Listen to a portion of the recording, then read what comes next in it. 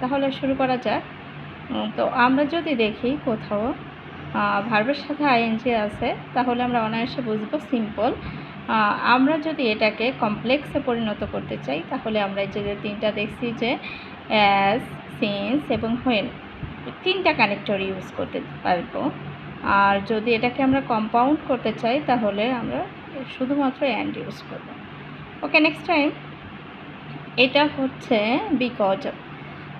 So because of থাকলেও বুঝবো যে এটা সিম্পল সেন্টেন্স। এটাকে যদি আমরা কমপ্লেক্স করতে চাই, তাহলে আমরা একটা কানেক্টর সহযোগিতা নিব, অর্থাৎ বিকজ অফের পরিবর্তে আমরা ব্যবহার করব হচ্ছে সিন্স, এবং কম্পাউন্ডে ব্যবহার করব হচ্ছে অ্যান্ড। ওকে, নেক্সট পোর্শনে যাচ্ছি। এটা হচ্ছে in spite of. So in spite of যদি থাকে, এটার অর্থ হচ্ছে সত্ত্বেও। তাহলে আমরা কমপ্লেক্স